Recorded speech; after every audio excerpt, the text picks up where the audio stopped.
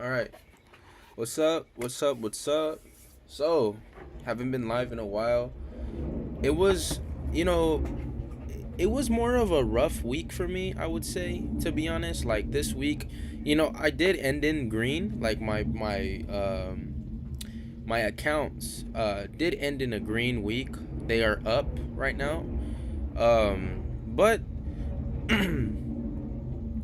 You know, I could have been like in a better position this week. This could have been like a killer week for me. But because of myself, at the end of the day, the market is you.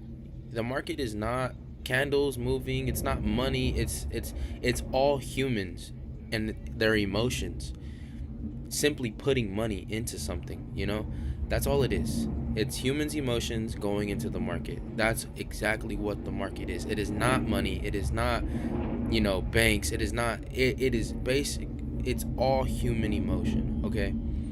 And what that means is when you as a trader are becoming a true full-time trader, you are going to deal with these emotions yourself, and you are going to have to deal with discipline, confidence, over leveraging, under leveraging, risk to reward management. It's just all these different things you have to handle, and sometimes it can be a little bit on the tougher side of things. But at the end of the day, we took um a trade today that ended our account on green.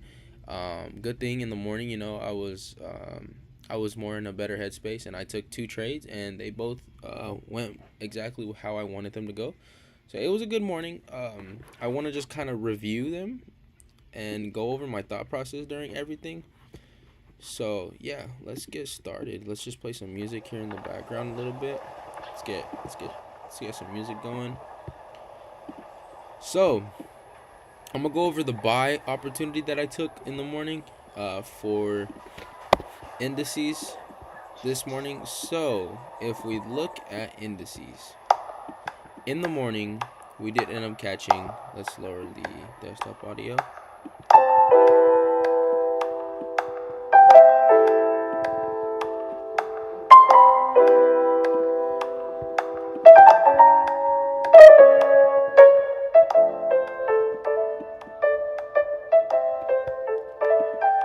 All right.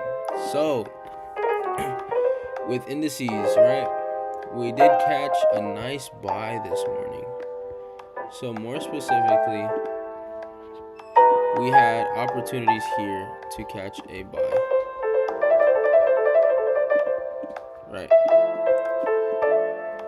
So if we look back,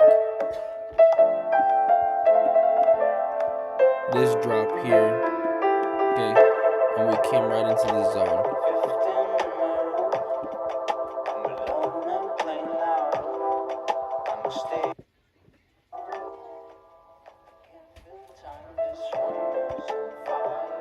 Lower it a little bit. Okay.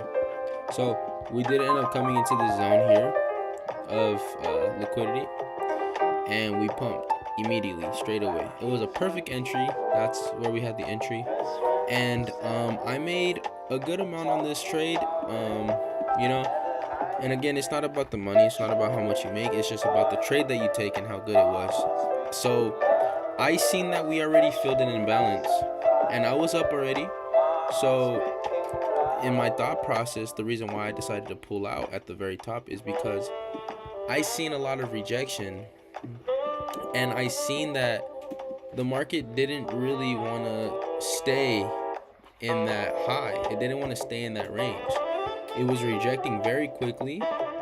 And as soon as I seen that rejection at the top, I was like, we already filled in a big imbalance. I think that's all market wanted to do. So I think we're going to continue bearish because we already started breaking these lows. And what this simply was a 50% retracement.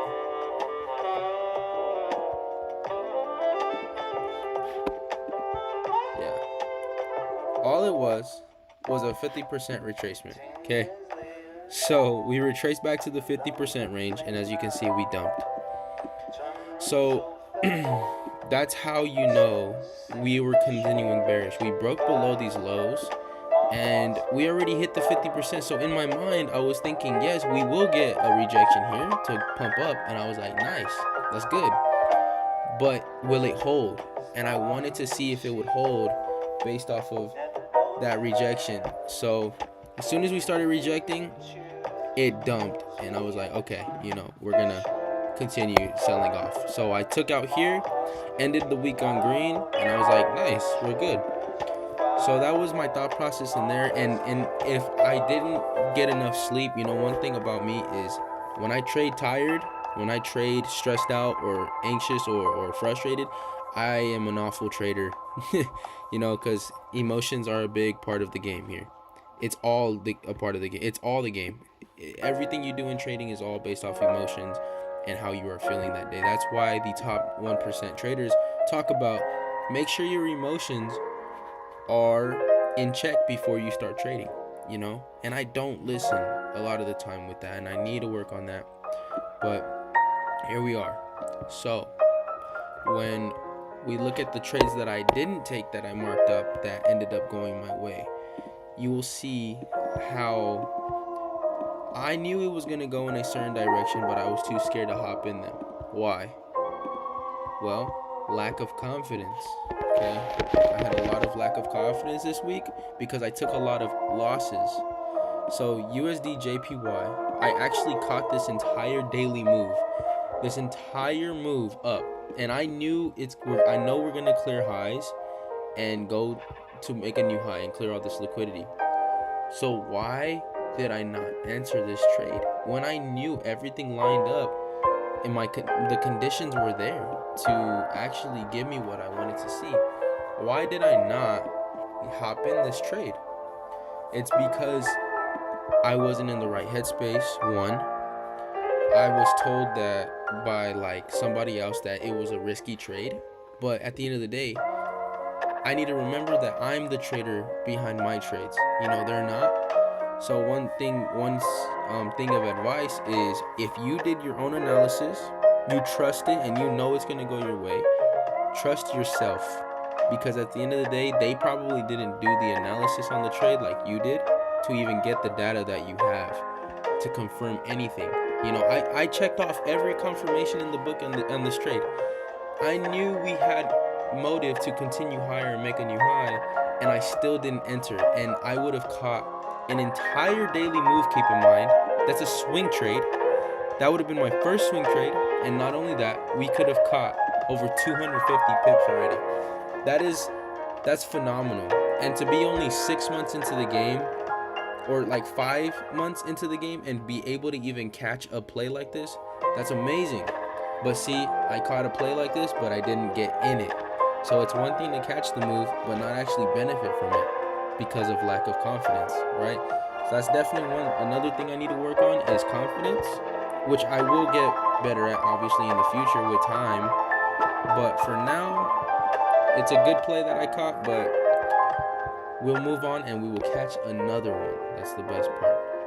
Before the week ends and the market closes, we are looking at a current zone on NZD CHF. I'm done trading for the week. I'm done. There's no point in hopping in a trade right now. But if this does play out, this can lead into next week. So we can open market, and then we can probably climb into the zone, take this last bit of liquidity here at these equal lows, and then continue pumping the market up, okay? Because if you see here, we draw our trend line, and we have perfect level of equal lows here, okay? That needs some grabbing, right? So boom, and they got swept here and then pump up. So we also have a lower zone, right?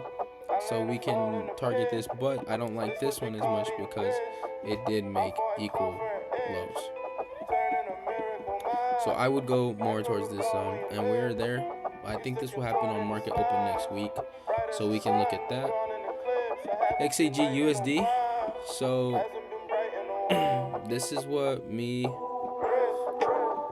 and my boy were looking at. All right, we're looking at XAG silver, CFDs on the silver dollar. So what happened here was I ended up catching a nice play in here. It did reverse on us, so I did get stopped out in my first position. I lost about $800. Again, trading is not about the money. I'm just being transparent. I lost about like $800 on this move, and then I noticed that there was a re-entry here. So we entered at about right here and caught this entire push down, which it was a great push down. Okay, so boom, we caught that move. It was a nice move, and then it reversed again. So I got out around here, which was perfect. I got out at the perfect time. It reversed against me. And again, the reason why I got out when I got out and I benefited from it was because I was thinking with a more clear head. And I got sleep, and I was more in a positive environment. So I did end up pulling out my money there, caught the whole move, and then it reversed against me. And the reason I pulled out was because I noticed we were making constant and you know frequent equal higher highs. We were making higher highs constantly. So I was like, we're still bullish on silver, and it's a very raging bull right now. So I didn't think this was gonna sell off yet. It might start selling off now. So we can see on market open. Another zone that I'm interested in right now is CAD JPY. We're actually in the selling zone for CAD, and it's actually playing out very nicely right now. So if you look, we got like full on rejections here. It's playing out very nicely. We did break below these lows in the 4-hour.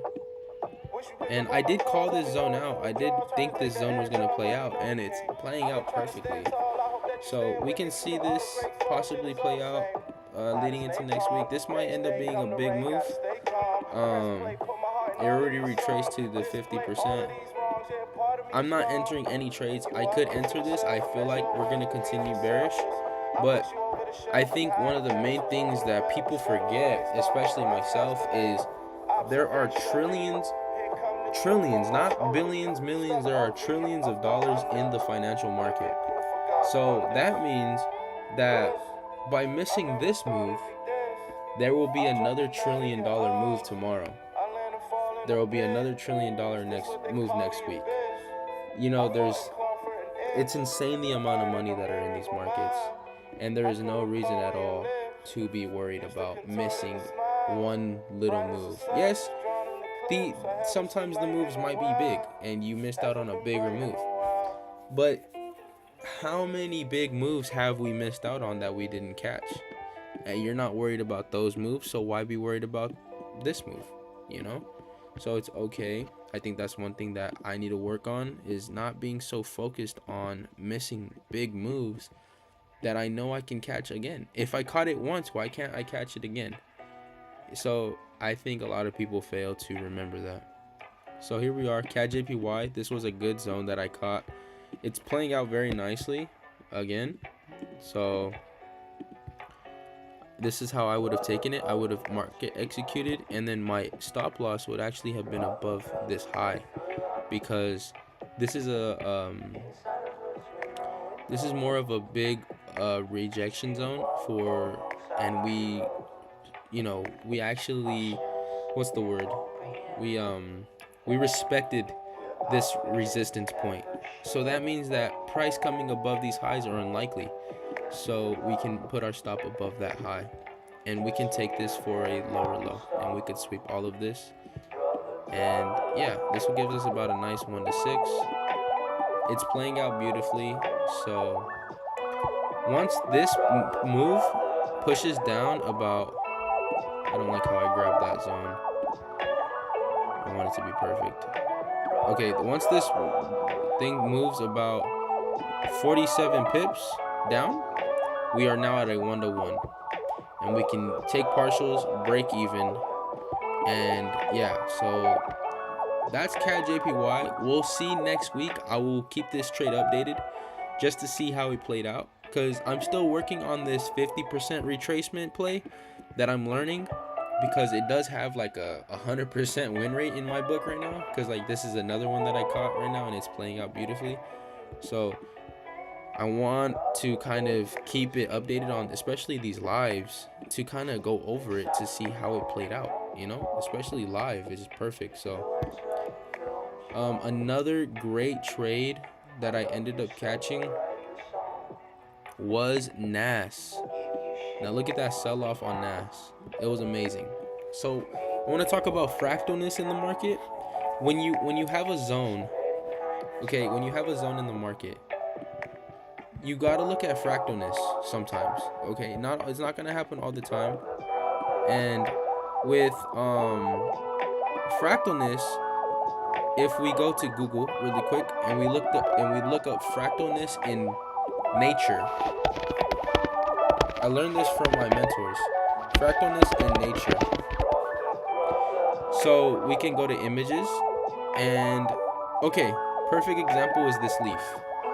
The leaf, look at how the leaf looks, okay? We have the shape of the leaf, but then each petal is the leaf itself. So each petal looks like the entire leaf. And each petal that looks like the entire leaf has petals on that leaf that look like that leaf, that look like the entire leaf. And then each petal in that leaf's leaf looks like the whole thing as well. So it's all a rinse and repeat in smaller increments. So that's fractalness. That's explained in the most simple term I could explain it in. And we have that in the market every single day. It's amazing what the market actually is. I mean, people don't see it like the way that I do. So explaining it in the way that I do, the reason why I took a sell here is because if you look at the range, right, we have this set up here. We have a resistance point, and another resistance point. Then we have a sweep and a dump, okay? An imbalanced dump, and then we retrace right back to there, and we can expect a sell-off, okay? That's the setup that I was looking for here. Resistance, resistance, resistance, resistance, a sweep, a dump, and then retracement back. That's what I was looking for. When I opened my laptop and I was in the market and I was looking at current market structure, we can see that in these smaller time frames, we have the same exact thing. We have, what do you see? Resistance, resistance, resistance, a push up and a dump, retracement back. That is fractalness, okay? That is exactly what you want to see to sell the market here. As soon as it came in this zone, I pressed that sell button so fast and caught this entire move, okay? So it ended up dumping way past what I thought it was going to, but hey, here we are. So that's fractalness in the shortest terms that I can put it in. I think it's beautiful. I think the market's like a very extraordinary place. When you actually learn about it and you actually learn how to trade, you know, I think it's kind of amazing, you know? So here we have NAS 100, NASDAQ. I think this was a beautiful trade. So it's a great way to end the week, you know, like we ended in green and we did end up proving to ourselves that we can catch these bigger moves, you know, like a lot of people don't think that in 6 months you can learn a skill set like this and really be pretty good at it. I'm not trying to be conceited, but if you look at statistic wise, who stops trading after 3 months, 4 months, 5 months because they think it's too hard? I just think it's pretty cool that we're catching moves like this. So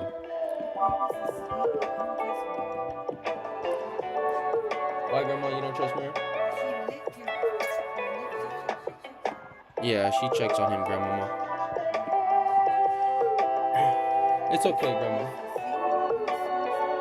Okay, thank you, grandma. Yeah, you're gonna shower? Okay, thank you, grandma. Okay. So originally we were looking for cells here, right? We were looking for cells up here, but we got that fractalness. That's all the confirmation you need. We already filled in balance. We tapped into the mitigation zone already. This is the mitigation zone. So we tapped in and we got that fractalness and boom, that's all we needed. So we ended up catching.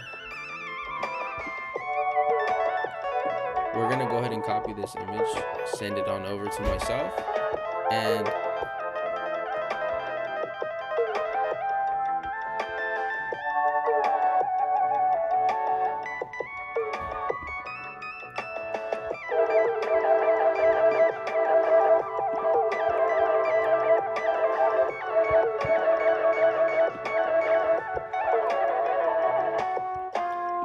see gold. I believe people are looking at gold for sales. Let me see. Let me actually send this to myself.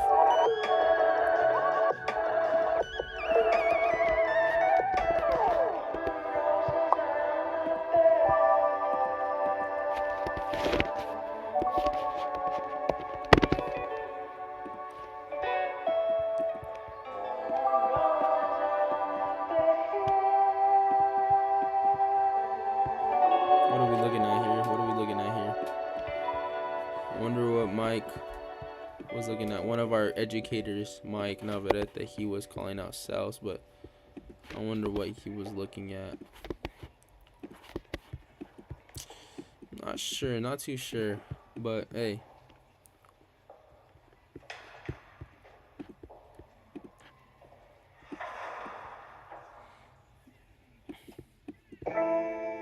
Yeah, yeah. The world is so small till it ain't.